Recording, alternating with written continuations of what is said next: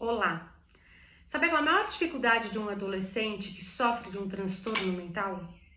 É buscar ajuda. Você acredita que um adolescente que está passando por uma depressão crônica ou uma ansiedade aguda tem medo ou tem vergonha de buscar ajuda? E sabe por quê? Por causa de uma palavrinha chamada estigma. Existe uma coisa chamada estigma da doença. Estigma da doença é um monte de coisa que a gente ouve falar e que a gente sai repetindo por aí. A gente ouve falar um monte de coisa da pessoa que tem depressão, a gente ouve falar um monte de coisa da pessoa que tem ansiedade e a gente sai espalhando. A gente espalha pela escola, a gente espalha pelos grupos de WhatsApp, a gente espalha pelas redes sociais. E sabe o que acontece? Aquele teu colega da escola, ou teu filho, ou o filho de um amigo, tem medo ou tem vergonha de pedir ajuda. Esse adolescente acaba se escondendo dentro de casa ou se escondendo dentro do quarto porque ele tem vergonha ou porque ele tem medo de pedir ajuda. Será que isso está certo? Como é que a gente faz para mudar isso? Uma pesquisa recente do Unicef mostrou que 47% dos adolescentes já tiveram vontade, já sentiram vontade de buscar ajuda psicológica ou psiquiátrica.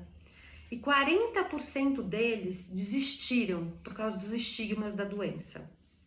Ou seja, só 7% desses adolescentes entrevistados tiveram coragem de ir em frente e de buscar ajuda. E aonde que esses adolescentes buscam ajuda? Normalmente no grupo de amigos, ou seja, aquele grupo pequenininho que a gente tem, ou eles foram diretos em instituições da prefeitura ou do governo. Qual é o lugar que eles mais procuram? É o CAPS.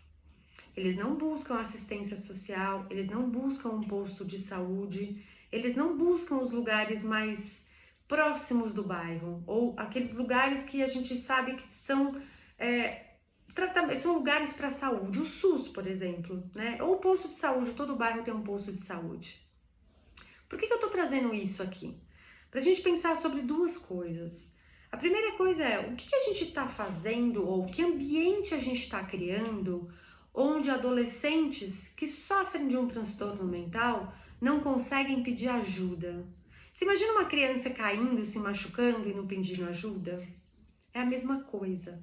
O adolescente cai e ele se machuca de outra forma.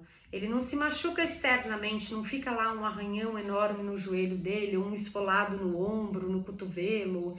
Ele fica machucado aqui dentro. E muitas vezes a gente não vê, muitas vezes a gente não percebe. E esse adolescente precisa verbalizar, ele precisa externalizar de alguma forma.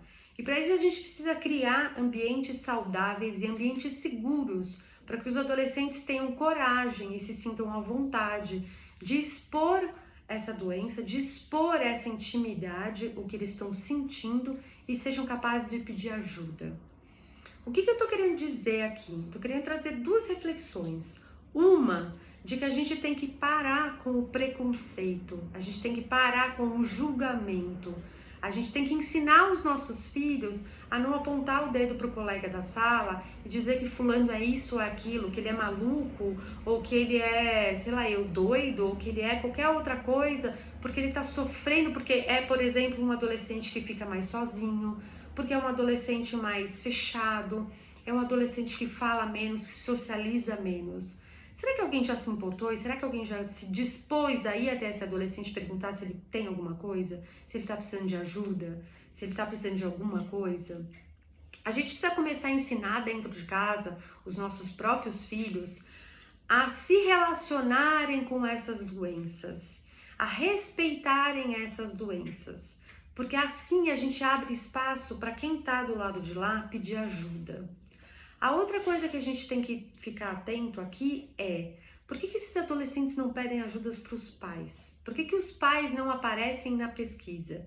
E de novo, eu volto a um ponto que eu já trouxe aqui, que é muitas vezes os pais não valorizam o sofrimento do adolescente. Pelo contrário, eles desvalorizam. Eles falam que é um drama, que é um exagero, que enfim, que aquilo vai passar, que é uma besteira, e normalmente não é. Aqui vale um alerta para os pais. Quando um sofrimento se torna cotidiano, algo está errado. Nenhum adolescente vive uma tristeza prolongada, assim como a gente não vive uma alegria prolongada, né? Então são coisas que a gente precisa ficar atento. Queria deixar aqui o pensamento, né, essa reflexão, para a gente pensar um pouco como é que a gente tem cuidado dos transtornos mentais. A gente tem criado ambientes saudáveis para que esses adolescentes possam verbalizar ou externalizar de alguma forma o que eles estão sentindo, as dores que eles estão sentindo, e como é que a gente tem cuidado deles, como é que a gente cuida dessas doenças. É isso, segunda-feira tem mais no Texto do Estadão, eu espero vocês lá. Até!